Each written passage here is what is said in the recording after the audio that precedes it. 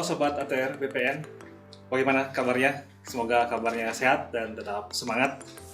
Pada pertemuan kali ini di PPSDM, khususnya di Road to Korpu, saya di sini akan menyampaikan materi tentang pendaftaran tanah sistematik lengkap. Dalam kegiatan pendaftaran tanah sistematik lengkap, kita perlu memahami berbagai hal. Di antaranya adalah apakah yang dimaksud dengan pendaftaran tanah sistematik lengkap.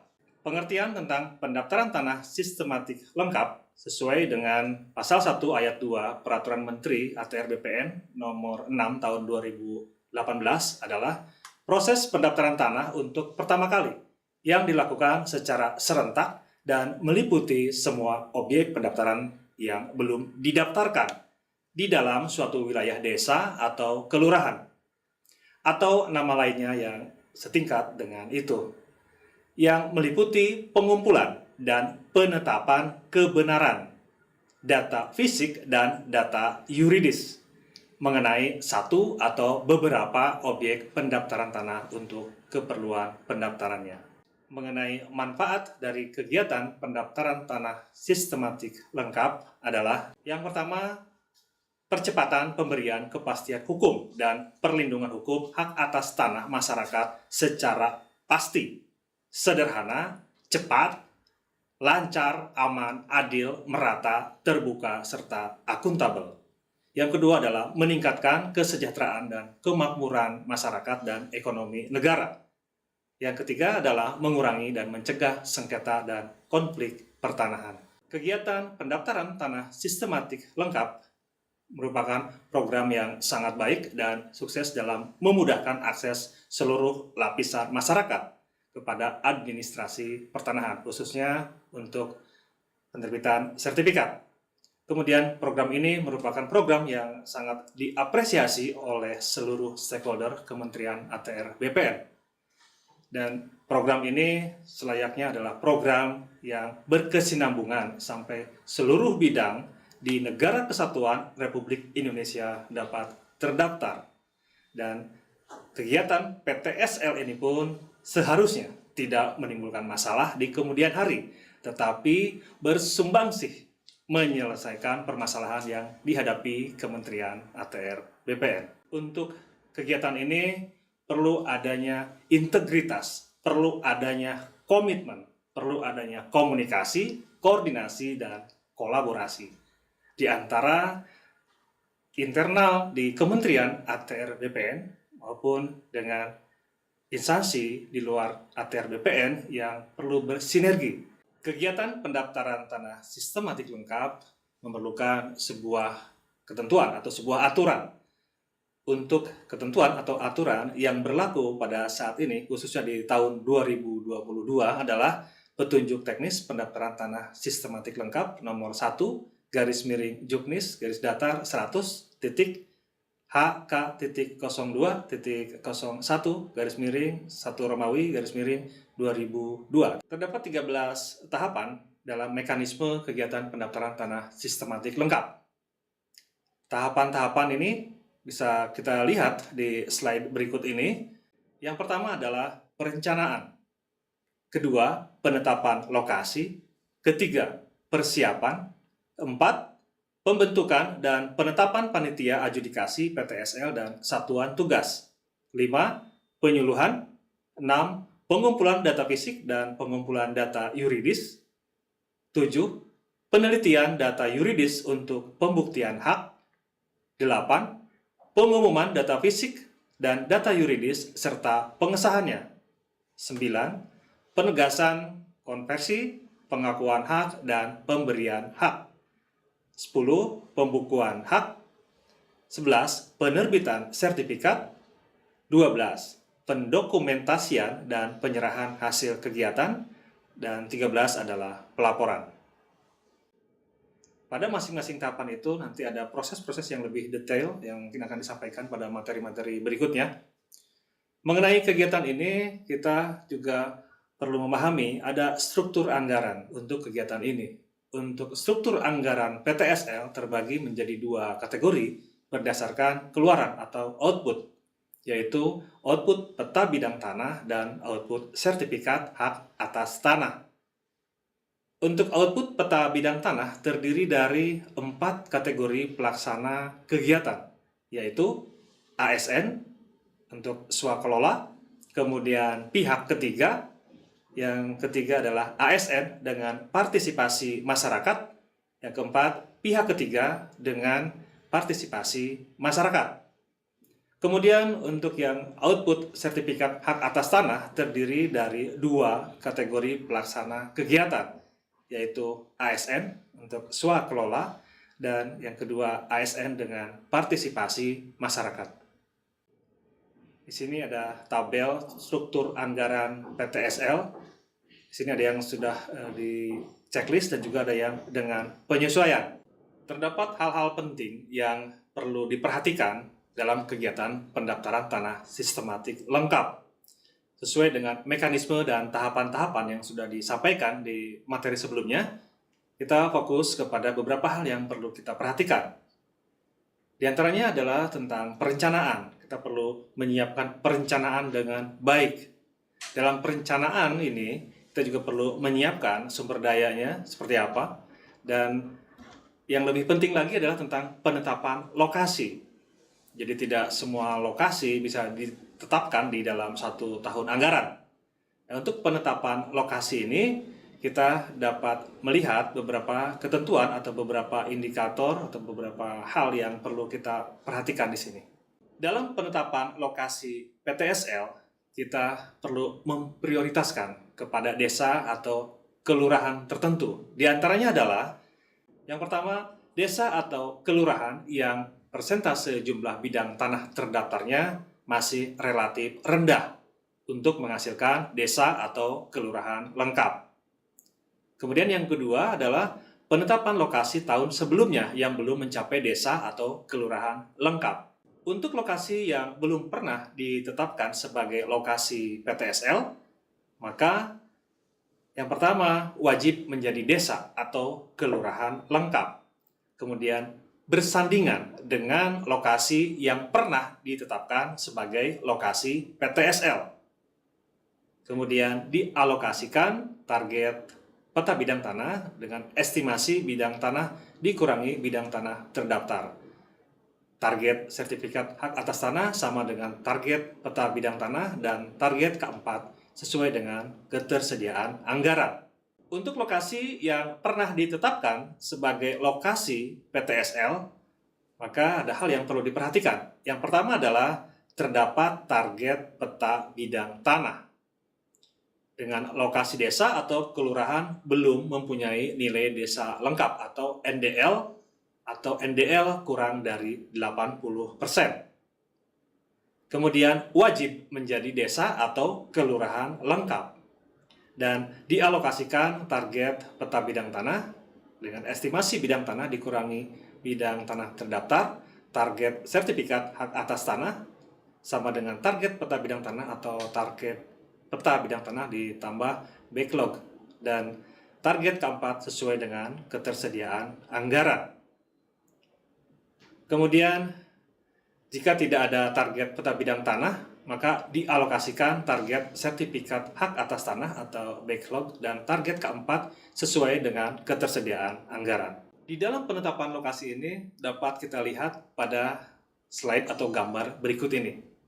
Di sini kita bisa melihat yang sebelah kiri, sini adalah berbasis dari desa lengkap. Jadi kita perlu melihat dulu mana yang merupakan desa lengkapnya. Kemudian desa-desa yang terbentuk. Kemudian terbentuk kecamatan lengkap plus desa lengkap lainnya.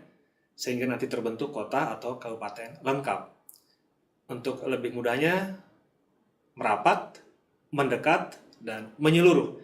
Jadi satu persatu, satu desa per satu desa atau kelurahan dengan kelurahan berikutnya, itu dilakukan kegiatan PTSL sehingga dia akan menjadi desa lengkap, dan masing-masing desa lengkap itu akan membentuk atau terbentuk menjadi kecamatan lengkap, dan dari kecamatan lengkap ini akan tergabung dengan desa atau kecamatan lengkap lainnya sehingga akan terbentuk kota atau kabupaten lengkap.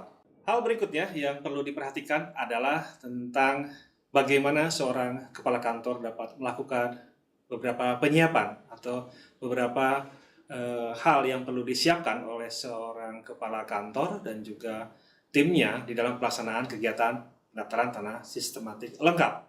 Yang pertama adalah sarana dan prasarana pelaksanaan kegiatan PTSL termasuk menyiapkan sarana penanganan pengaduan yang disampaikan pada saat penyuluhan. Kemudian sumber daya manusia, kemudian koordinasi atau sosialisasi yang dilaksanakan sebelum dimulainya PTSL oleh kepala kantor wilayah di setiap kabupaten atau kota lokasi PTSL kepada kepala daerah dan perangkat daerah terkait, DPRD kabupaten atau kota, Forkompinda, serta tokoh masyarakat. Dan yang berikutnya adalah penyiapan alokasi anggaran. Untuk pelaksanaan PTSL perlu disiapkan juga dokumen-dokumen sebagai berikut. Yang pertama adalah SK penetapan lokasi yang melampirkan peta penetapan lokasi pendaftaran tanah lengkap. Yang kedua adalah SK tim pelaksana disesuaikan dengan susunan tim adjudikasi dan satgas pada pelaksanaan pendaftaran tanah sistematik lengkap. Di sini saya tampilkan sebuah contoh peta tentang penetapan lokasi, di mana di sini ditampilkan bahwa ada beberapa lokasi desa yang menjadi lokasi penetapan kegiatan PTSL. Di sini kelihatan bahwa antara satu dengan yang lainnya saling berdekatan, dan ini juga perlu ada surat keputusan untuk menerbitkan ini. Hal berikutnya yang perlu diperhatikan adalah penyiapan peta kerja. Ketika sudah ditetapkan lokasinya untuk kegiatan PTSL, pada saat kita akan turun untuk kegiatannya langsung ke lokasi lapangannya, kita perlu juga ada peta kerja. Untuk peta kerja ini perlu mencantumkan beberapa informasi. Artinya tidak semua peta dapat dijadikan sebuah peta kerja. Ada hal-hal yang perlu diperhatikan untuk pembuatan peta kerja ini. Yang pertama adalah nomor peta kerja sesuai penomoran indeks lembar dalam satu desa atau kelurahan yang dibuat lebih detail dalam blok RT atau RW atau pedukuhan atau dusun atau disesuaikan dengan kearifan lokal setempat. Yang kedua, overlay peta pendaftaran dengan peta lainnya, misalnya peta batas kawasan hutan, peta kawasan konservasi, peta PBB, peta batas administrasi, peta LP2B, peta indikatif penghentian pemberian izin baru atau PIPPIB. Kemudian yang perlu dicantumkan di sini adalah jenis peta. Misalnya di sini ada peta foto, ada peta CSRT. Peta CSRT di sini maksudnya adalah peta citra satelit resolusi tinggi. Kemudian peta foto drone, peta garis atau peta lainnya. Hal berikutnya adalah kualitas dan skala atau resolusi peta. Skala 1:1000 untuk kawasan perkotaan dan 1:2500 untuk kawasan perdesaan, atau menyesuaikan dengan ketersediaan data. Berikutnya adalah tahun pembuatan, kemudian asal peta. Hasil dari penggunaan peta kerja oleh Satgas Fisik dan Satgas Yuridis sekurang-kurangnya mencantumkan informasi. Yang pertama adalah hasil pemetaan bidang-bidang tanah terukur. Yang kedua, NIB atau nomor berkas atau nomor urut bidang per bidang terukur atau terpetakan. Yang ketiga, daftar objek bidang tanah dengan informasi nomor urut dan nomor berkas dan atau nomor urut bidang luas sementara jika sudah dihitung, kemudian nama dan informasi bidang tanah. Peta kerja merupakan alat kontrol kualitas terhadap keberadaan atau ketersediaan target PTSL, baik bidang yang belum terdaftar, itu target peta bidang tanah, K4, K3.1 atau K3.3. Pada slide berikut ini dapat dilihat contoh peta kerja yang digunakan. Di sini ditampilkan peta citra satelit resolusi tinggi. Ada beberapa blok yang digambarkan di sini, didelineasi. Ini adalah posisi-posisi bidang tanah, di mana kita juga bisa menggabungkan peta ini dengan peta-peta yang lain, kita overlaykan dengan peta-peta yang lain sesuai dengan kebutuhan yang ada dan juga sesuai dengan ketersediaan peta yang ada. Sehingga ketika turun ke lapangan dengan peta kerja yang lengkap, maka petugas ukur atau pengumpulan data fisik dan juga pengumpul data yuridis akan semakin yakin karena sudah terpetakan di mana bidang tanah yang sudah terdaftar, mana yang belum, kemudian juga mana yang termasuk kawasan hutan, dan juga mana kawasan-kawasan yang memang perlu diperhatikan pada saat kegiatan pendaftaran tanah sistematik lengkap. Hal berikutnya yang perlu kita perhatikan juga tentang output dari kegiatan PTSL. Di sini ada beberapa klaster yang perlu kita ketahui. Yang pertama adalah klaster 1 atau kita sebut dengan K1. Klaster 1 atau K1 adalah bidang tanah yang data fisik dan data yuridisnya memenuhi syarat untuk diterbitkan sertifikat hak atas tanah.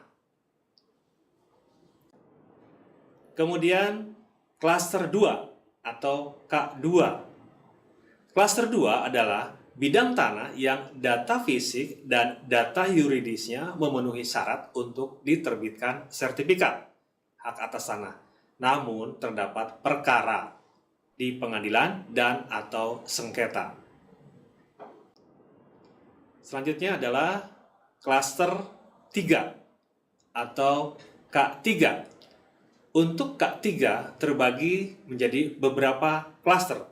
Yang pertama adalah klaster 3.1, yaitu produk PTSL yang telah selesai dilaksanakan sampai dengan tahap pengumpulan data fisik, pengumpulan data yuridis, dilanjutkan dengan kegiatan penelitian data yuridis untuk pembuktian hak dan pengumuman data fisik dan data yuridis, namun tidak dapat dibukukan dan diterbitkan sertifikat hak atas tanah karena subjek dan atau objek haknya belum memenuhi persyaratan tertentu, yaitu lokasi objek PTSL berada di areal peta indikatif penghentian pemberian izin baru atau PIPPIB.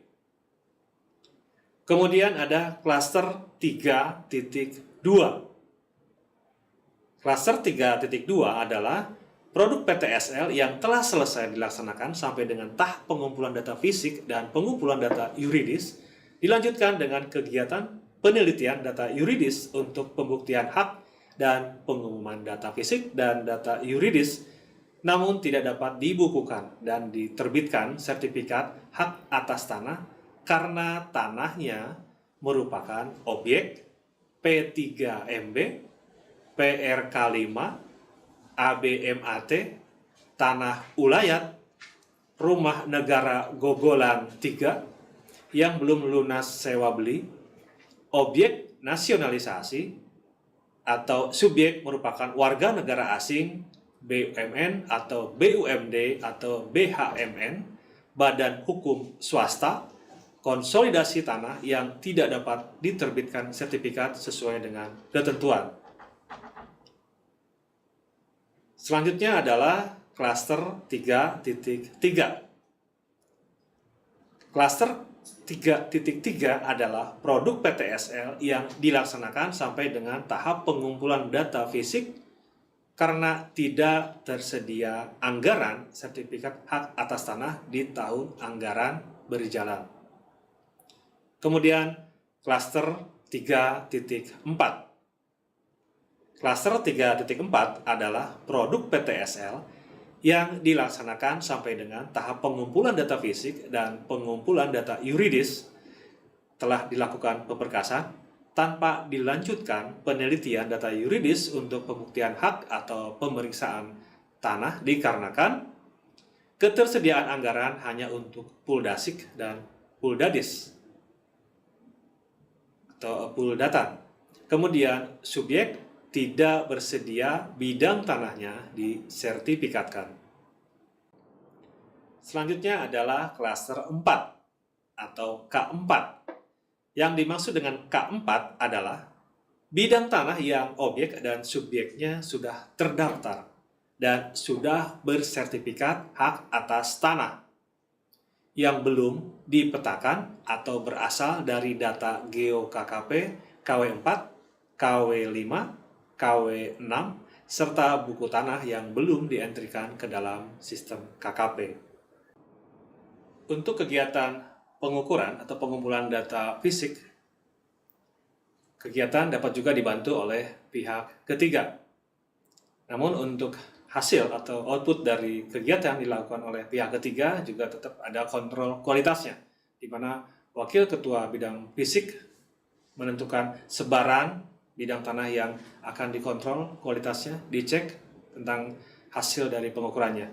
Artinya, meskipun dalam beberapa hal kegiatan ini dilakukan oleh atau dibantu oleh pihak ketiga, kontrol kualitas tetap ada di kantor pertanahan, sehingga hasilnya tetap akan terjaga kualitasnya. Alur kegiatan untuk peningkatan kualitas data bidang tanah terdaftar yaitu K4 di sini ditampilkan di slide berikut ini adalah yang pertama, inventarisasi dan identifikasi kualitas data. Di slide berikut ini bisa dilihat bagaimana alurnya. Yang pertama adalah inventarisasi data, kemudian penggabungan dan analisis data pertanahan. Bagaimana jika sertifikatnya ada atau GS atau SU-nya ada. Kemudian bagaimana jika sertifikatnya ada atau GS atau SU-nya tidak ada. Setelah diinventarisasi, maka dilakukan pengecekan studio. Yang dimaksud dengan pengecekan studio adalah pengecekan yang dilakukan di kantor dengan melihat data yang ada. Kita bisa menggunakan ruangan di studio dengan menggunakan berbagai aplikasi. Di sini kita lakukan pengecekan bidang tanah. Setelah dicek, kemudian diindikasikan alokasi bidang tanahnya. Setelah dilihat di sini mana yang terindikasi tumpang tindih. Selanjutnya ke kegiatan lapangan. Jadi setelah diketahui mana yang terindikasi tumpang tindih, kita lakukan persiapan pengecekan lapangan, kemudian pengecekan lapangan, dan pengukuran bidang tanah dan penataan batas. Setelah selesai, maka gambar ukurnya di plotting untuk finalisasinya, di plotting pemetaan, kemudian perubahan data yuridis, K4 yuridis disesuaikan.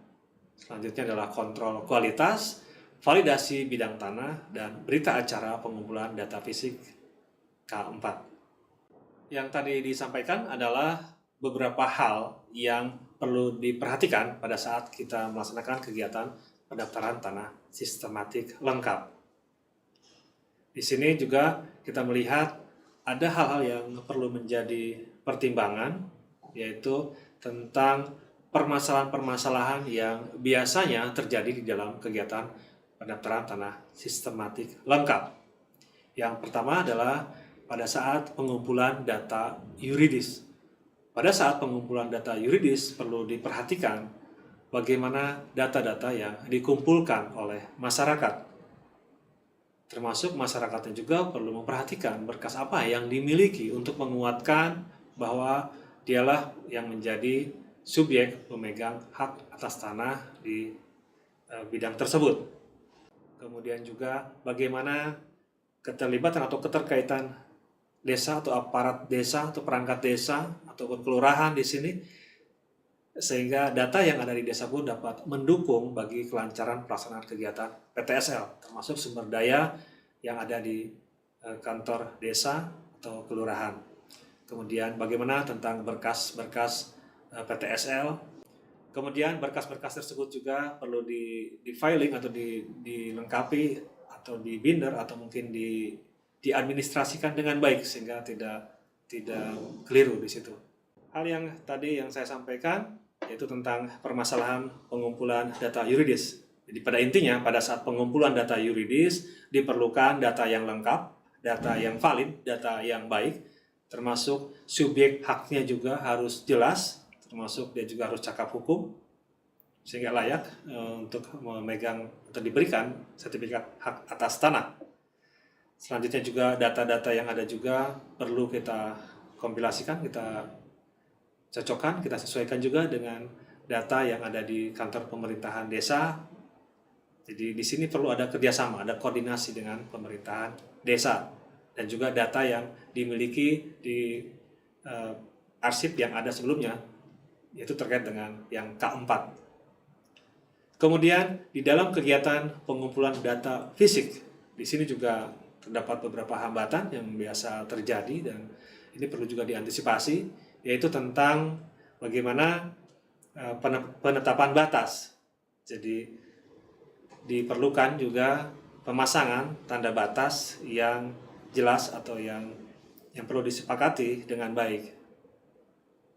Yang lebih optimal biasanya kita bisa melakukan pemasangan batas secara serentak. Jadi dalam satu desa dipasang semua batas-batas bidang tanahnya sehingga itu akan mempermudah.